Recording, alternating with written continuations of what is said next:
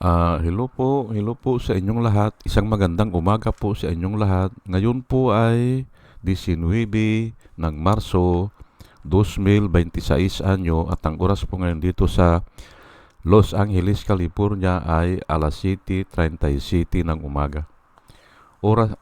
Araw po ngayon ng Martes at nais ko po mag-vlog mga kababayan, mga minamahal patungkol po dito sa ginawa ni Robin Padilla. Opo, yung ginawa niya na pinatakas niya o sinamahan niya, kung ano man ang gusto niyang tawagin dyan, ay sige, pagbigyan na natin. Ah, Inalalayan niya o ay ang sabi niya, hindi raw sila tumakas eh. O ay sige, bakit? Pero ang title ko po ngayon ay Robin Padilla magsisisi sa ginawa niya. Yan po ang tatalakayin ko. At ngayon po ay sure po ako dito. Opo, sure ako. Kasi bihira ako bihira ako mag mag-prophecy. Opo. Parang i-prophesy ko ito, magsisisi siya sa ginawa niya. At yan ang sasagutin ko po, bakit? Ang katanungan niyo siguro, bakit? Opo, magsisisi siya sa ginawa niya. Kahit na sabihin natin na nagtatanga-tangahan siya, o kunyari hindi niya alam, o ipagmamatigas niya, hindi ba? Ipagpatitigasin niya na walang local court order. Yan po ang patitigasin niya eh. Pero hindi kakagatin yan. Hindi kakagatin. At maaring nadadala siya ni Alan Peter Cayetano na kung papaano magaling mag-twist ng salita si Alan Peter Cayetano. Yung International Court, ang tawag na nila ngayon ay Foreign Court. Ayan po eh, hindi ba? Para madidilyot. Foreign Court ay dapat kung foreign ang word na ginamit niya, foreign land or foreign country. Pero yung International Court, papalitan mo ng Foreign Court, ayan po eh. Kaya nalilito ang mga tao. Pero hindi ako nalilito po dyan. Kasi nga, ang sinasabi ko sa inyo, nag-aral po ako ng Biblia at yung Biblia, ang daming translation. Halimbawa, 7 na translation yan. Ay, kung minsan, 7 yung word eh. Kaya alam namin. Pinapalitan ang mga word. Pero, ay simple, maraming word po yan eh. Kasi yung word kasi ay maaring may halo na Grego. Ay may gusto nila na ikuan eh. Gusto nila maging sikat. Katulad yung governor sa amin, nagpagawa ng market, yung public market, ay ang isinulat niya, Agora. Ay tinignan ko ngayon, ano ang Agora, ay Greek word pala yan, na palengke, ang ibig sabi, yun eh, hindi ba? Para sikat eh, hindi ba? Agora. Sabi niya, yun ang isinulat niya. Ganun po kasi ang mga kwan eh, yung pwedeng palitan eh. Katulad nga yan ngayon, pinapalitan nila yung International Court, gagawin nilang Foreign Court. Para nga may local court, may Foreign Court. Ay mali po eh. Mali eh. Dahil ang International Court, mas mataas po yan at pinaliwanag ko na dito, mas mataas po yan sa hierarchy ng authority kung ang pinag-uusapan natin ay judiciary. Mataas po yan. International nga eh. At nagkasundo ang mga bansa na magtatatag niyan. Nagkasundo po dahil nga may mga leader na sumusobra o sa gira diyan nila inaayos kung sino ang mananagot o kung sino ang gumawa ng kalukuhan. Diyan dadalhin. Kaya mataas po yan eh. At ngayon nga, global na tayo, globalization na tayo. Bakit gusto niyang isegregate ang Pilipinas sa international community? Hindi ba? Gusto niyang isegregate. Ay, wala na po yan. Panahon pa yan ng siguro, yung panahon ni Tandang Marcos, pwede pa yan. Ay, pero nung panahon ni Tandang Marcos, ay marami na rin nag-a-abroad sa Saudi. O dahil kay Ople, tapos gusto nyong isegregate ngayon? Hindi ba? O, kaya mali ito si Kwan eh. Pagdudusahan yan ni Ruben Padilla, yung ginawa niya. Opo. Bakit isisegregate nila ang local court at bakit bibigyan nila ng ganong mga salita na may local court, may foreign court? Ayan po eh, niluluko lang mga tao eh. Ganon po kabilis ang bunganga ni Alan Peter Cayetano. Kaya nga ako, ang payo ko dyan, huwag na makipag-usap dyan kasi lulukuhin ka lang yan eh. Opo, ang dali niya magpalit ng salita. Depende yan kung saan siya ganansya. Oh, hindi ba? Ang dali magpalit ng salita. Ganun po yan. Sinungaling nga eh. Pero, pagdudusahan yan ni Ruben Padilla. Pagdudusahan yan. Bakit? Ay ito po sinamahan niya kung sabihin natin na ayaw niyang gamitin yung itinakas niya. O, sinamahan niya. Hindi ba? Mali nga yung nag-i-interview sa kanya eh. Nung walang tinakas, sabi niya eh. O, sabi niya, sige Ruben, kung ako ang nag-interview sa kanya, sige Ruben, palitan natin yung salita, sinamahan mo ba? Na makalabas ng Senado, si Bato? Ayan eh. Hindi niya masagot eh. Kasi alam niya, delikado siya. Pero, maraming nakakita. At ito pa, kaya kako pagdudusahan na yan, gumamit siya ng sasakyan eh.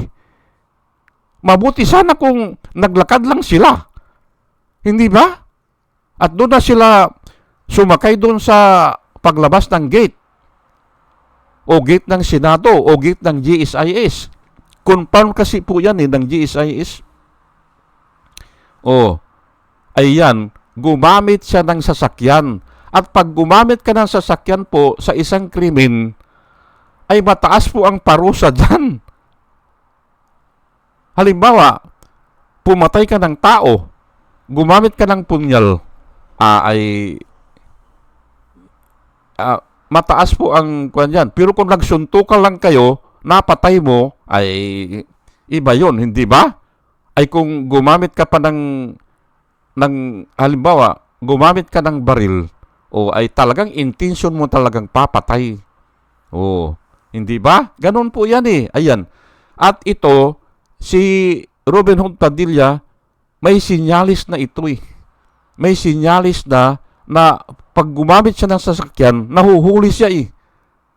Kasi po, doon sa Angeles City, Pampanga, nakabundol po yan eh, ng bindor. Aywan ko lang kung balot bindor. Hinabol siya ng mga tao. At hinabol din siya ng pulis. Nung binuksan yung kanya, kasi na-apprehend siya eh, ng mga pulis. Nung binuksan yung hood niya sa likod siguro, o kung saan niya tinatago, nakita po yung malalakas na kalibre ng baril. Ayan po, na walang mga lisensya ata. May signos na eh. Gumamit siya ng sasakyan na ay nabundol niya yung bindor. At ito pa, tinakbuhan niya eh. Tinakbuhan niya. Adi, hindi siya responsible yan, hindi ba? Pero may signos na yan. Gumamit siya ng sasakyan at ito ngayon, pinalaya niya si Kwan kahit ano pang sabihin natin, pinalaya niya, sinamahan niya o iniskortan niya o magkasama sila sa 3 araw, 3 gabi daw eh. Sabi niya eh. Ay, ganun din yun. Siya ang kahuli-hulihang namataan nakasama. Ay mabigat po ang kwan yan. Mabigat. Kasi bago niya pinalaya o bago niya sinamanghan para makatakas, nasa kwan na nagsalita na rin ang ICC na mayroong arrest yan, mayroong arrest warrant yan. Nagsalita ang ICC, pero sikreto. Pero ngayon, ibinubunyag na namin. Sabi ng kwan wala na silang magagawa kung hindi ibunyag na may aresto na yan. May arrest warrant na yan. Nagsalita na yung ICC. At ipinakita na rin ni Trillanes dyan sa Senado yung arrest warrant. Hiniram niya dun sa NBI, ito kanya. Siya na nagpaliwanag. Kaya hindi pwedeng sasabihin ni Robin Hood Padilla na walang arrest warrant. Ay oo nga. Hindi niya pwedeng sabihin na walang arrest warrant. Pero ang hinahanap nila ngayon, local. Ayan po, hindi ba? Local arrest warrant. Ayan po niloloko lang niya ang sarili niya. Niloloko niya. O kaya, dinadagdagan niya ng salita para lilituhin ang mga tao o parang siya ang matuwid. Ayan po Hindi ba? Pumatay ng maraming tao yan. At yung mga tao na pinatay ay yung mga kaanak nun ayaw nang pumunta sa local court. Ayaw nang pumunta. Bakit? Wala din mangyayari, sabi nila. Ayaw nila. Kaya nagsama-sama sila ni Trillanes. Doon sila pumunta sa International Court. Kasi may reason sila Hindi kakayanin kasi crime against humanity. Hindi kakayanin. Wala pa tayong ganyan. Wala pang judge na humawak yan o prosecutor. Ay simpre yung judge baka mamaya takutin yun o kaya bibigyan ng pira. O hindi ba? At yung mga witness, yung mga prosecutor, ganun din. Pwedeng takutin yan. Kasi nga napakalaki ng network ni Duterte na nanggagaling pala sa drug. Hindi ba? Kumukuha siya ng pira sa mga drug lord at yun ang ginagamit niya. Kaya nga, ang tanong ko po, ito, pare-pares tayong hindi nag-aral ng abogasya. Tatanungin ko po si Robin, paano makapag-decide ang local court kung walang complainant? Sige nga. Kung walang mga witness doon, walang record, walang dokumento, paano makapag-decide yan? Hindi ba? Common sense lang Ang mga nagreklamo na andun sa International Court. Kaya, doon dapat harapin. Ngayon, kung mayroong isang judge na magsasabi na palayain yan o ganito ang gawin, ay masasabi ko na hindi lang bubo yun. Sobra na yun. Hindi lang bubo yun. Kasi wala siyang record Wala siyang witness. Dadalhin mo sa kanya, ay anong pag-aaralan niya? Hindi ba? Naandun ang mga nagrereklamo sa dahig. Naandun ang mga witnesses. Kaya nga, common sense lang po ang batas Common sense Hindi kailangan na matalino ka. Hindi. Common sense lang yan. Kaya nga ito si Robin Hood Padilla, pagsisisihan niya yan. Kasi pinipilit niya na local court. Ay, sige nga, ang kailangan daw lumitis. Hindi ba? Yan ang ipilit mo. Kahit na 10 years mong ipilit yan, okay lang sa akin. At pati ito si Alan Peter Cayetano, ipilit nyo yan. Sige, sabihin nyo sa lahat, pagtatawanan lang kayo ng mga tao. At pati yung mga foreigner, pinagtatawanan na tayo. Hindi ba? Pinagtatawanan na. Ang nagreklamo ay naandun sa International Court, pero ang gusto nyo, ang lilitis ay local court. Di katangahan yan. Hindi ba? Wala siyang record Hindi ba? Ano ang babasahin ng kwan? Ano ang pag-aaralan ng judge? At ang judge kasi o ang judiciary, passive po yan. Passive, hindi active. Passive. Kung ano lang yung naandun sa harapan niya, yun ang desisyonan niya. Passive nga eh. Kung walang reklamo, wala. Tanungin niyo po ang mga judges. Hindi ba? Kung walang magreklamo, wala siyang didesisyonan o wala siyang pag-aaralan. Ha? Oo. Kahit na nga nakita ng judge kung sino ang pumatay, nakita niya sino ang pumatay. Ito, itinuturo lang sa akin ng mga attorney. Kahit nakita niya kung sino ang pumatay, hindi siya magdi-decide doon. Kung hindi, ano yung iprinisinta sa kanya na mga dokumento? Doon siya magdi-decide. Kahit alam niya ang pumatay ay hindi yon. Ang gagawin niya kanya yan, mag-inhibit siya. Ganon, mag-i-inhibit siya. Kung alam niya kung sino ang pumatay. Ayan po hindi ba? Magdi-decide siya doon sa prinisinta sa kanya. Ngayon, ang tanong ko kay Robin, bakit gusto mo dalhin sa local court? Oh, ayan po hindi ba? O sige, at dito na tayo, no? Bakit magsisisi siya? Kasi nga, may isang pagkakataon sa kanyang buhay, hindi ba? Nung huhulihin niya si Trillanes, hindi ba? Sa Senado. O, nagpanggap siya na siya ay matuwid, hindi ba? O, Trillanes, sabi niya, Trillanes, lumabas ka dyan.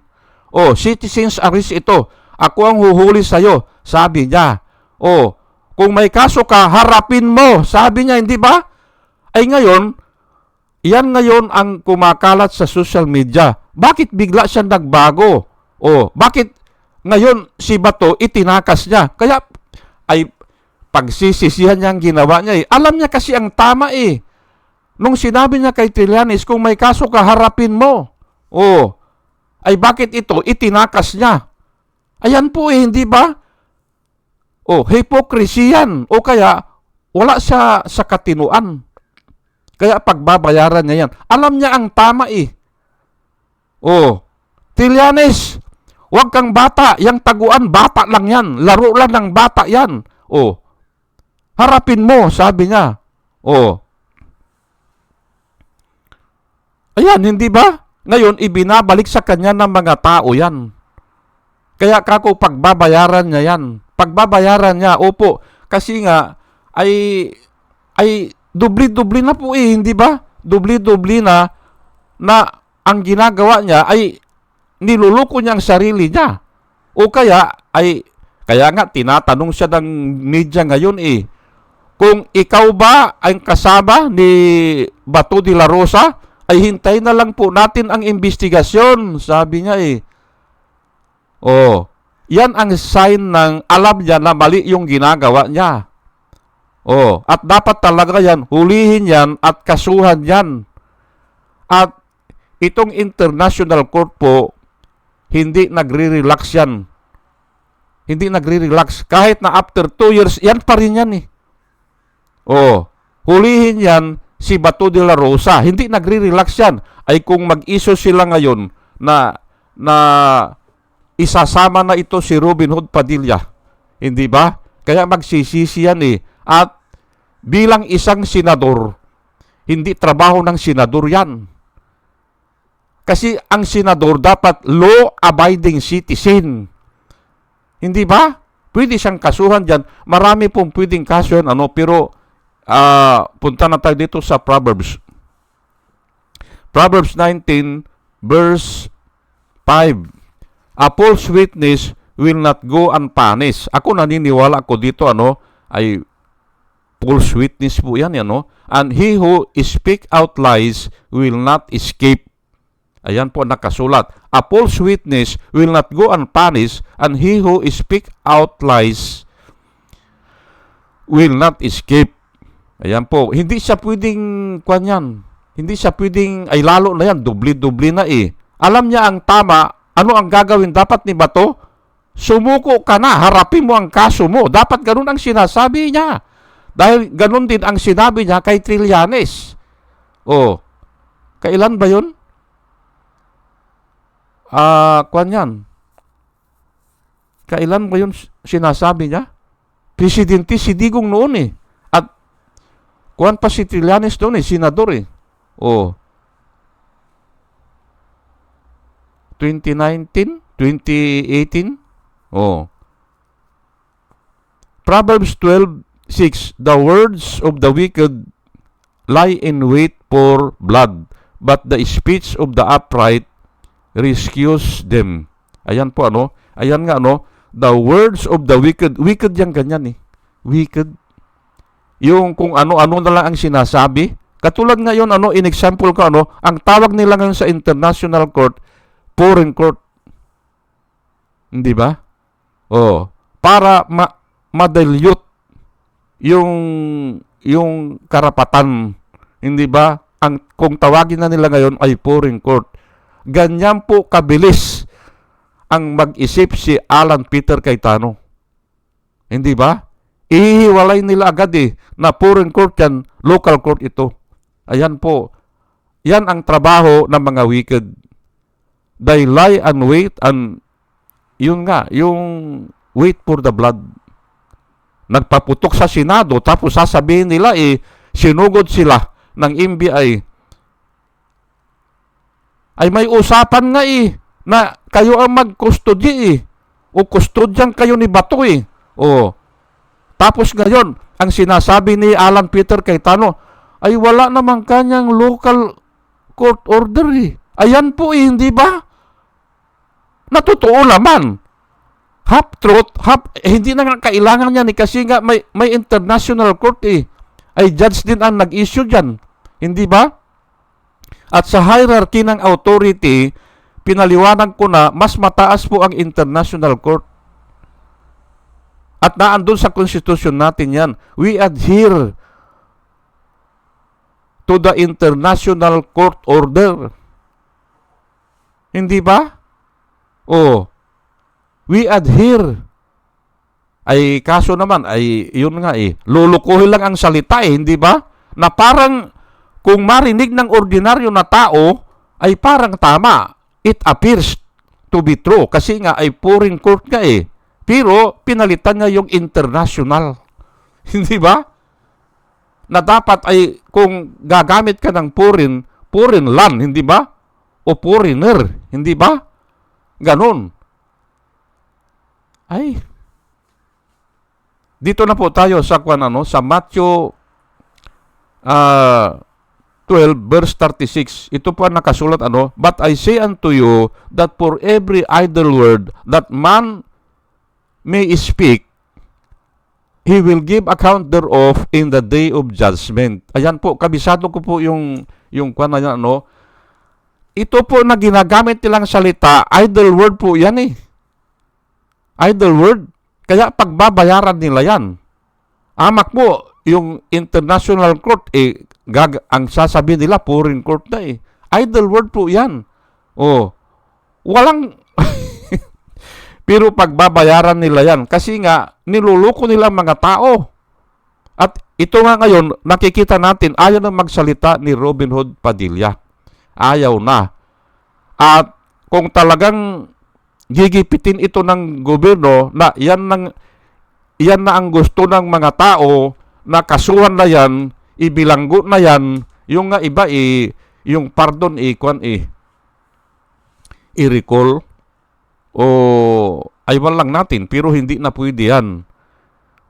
Pero buhay pa rin buhay pa rin yung nagpardon baka pwede na puntahan si puntahan si bagamat wala na siyang power, pwede sigurong interviewin, gusto mo ba ipagpatuloy yung pardon? Si Duterte. Pero wala na siyang kakayahan i-revoke yan. Wala na kasi wala na siyang power Pero baka pwede. Baka pwede kasi nga parang nag-donate ka lang yan o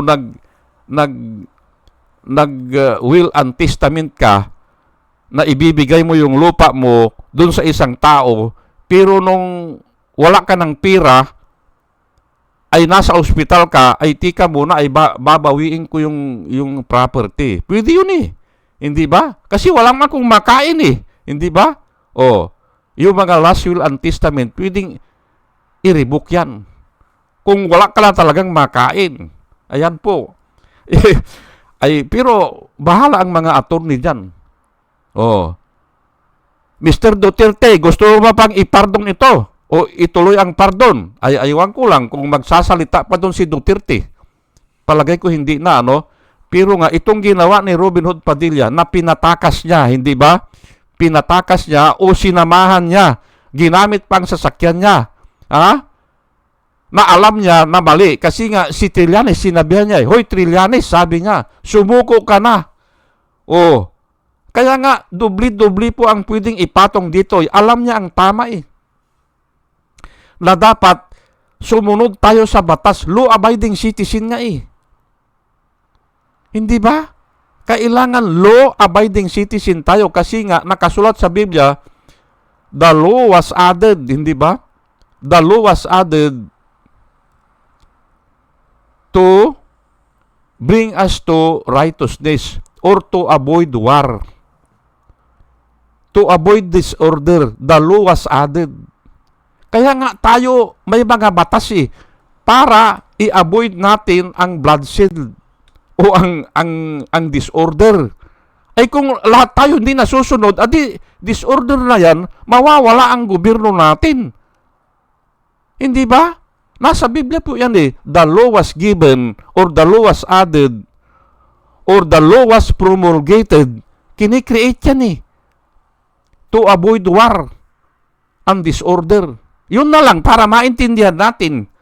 Oh, ay kung si Robin Hood Padilla hindi sa susunod sa batas, isama na natin ito si Alan Peter Cayetano. Hindi ba? Ayaw nilang sumunod sa batas kasi daw, wala daw local court. Ay imbento lang nila yan eh.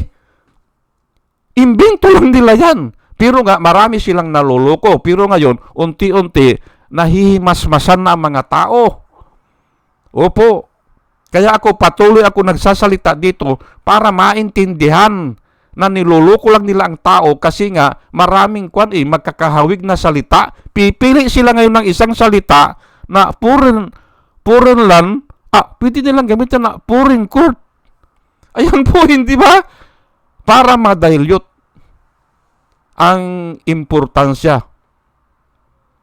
Pero sa ngayon, hindi na nila maluloko ang mga tao kasi sobra na yung ginagawa nila. Pinagbabaril daw sila, hindi naman.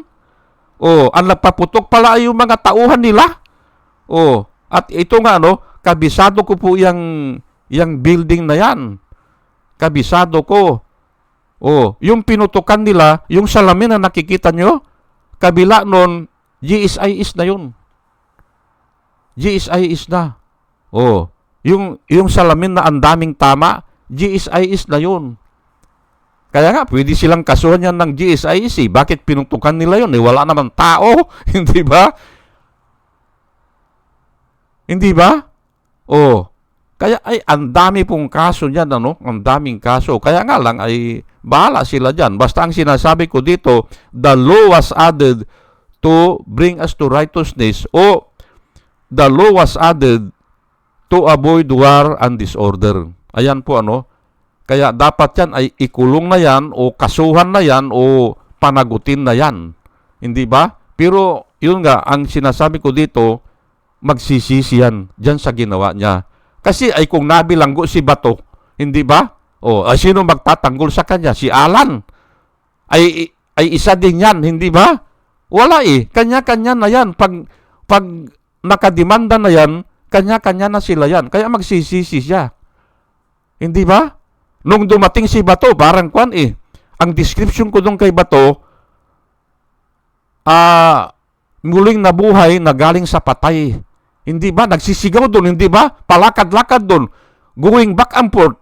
Na para pang, naging rock star, hindi ba? Ay ganun talaga hindi ba? Kasi nga, kutsaba na sila yan Nagsisigaw. Pati yung dating Sergeant at Arms, sinigawan. Oh, tinatakot, hindi ba? Ay, pero hindi naman tatagal yun Kasi mahihimas-masan ang mga tao Ay bakit ganyan ang ginagawa niya? Nag-absent siya ng 6 na buwan tapos pagdating niya nagsisisigaw? Hindi ba? Ay kasi nga kutsaba yun. Parang ang si Bato na namatay, nabuling nabuhay, kaya ayan po, hindi ba? Ay ngayon, wala na naman magtatago, kaya pagbabayaran yan ni Robin Padilla, kasi siya kahit anong sabihin niya dyan, hindi niya pinatakas, pero sinamahan niya. Di ba? O sige po, hanggang dito na lang po, at dalangin ko po sa Panginoon bago po ako mag-umpisa ay sa ating pakikinig ay magkaroon tayo ng wisdom na nanggagaling po sa Panginoon. At muli mga kababayan, mga minamahal, isang magandang umaga po sa inyong lahat at salamat po sa inyong pakikinig. Salamat po ng marami. Salamat po.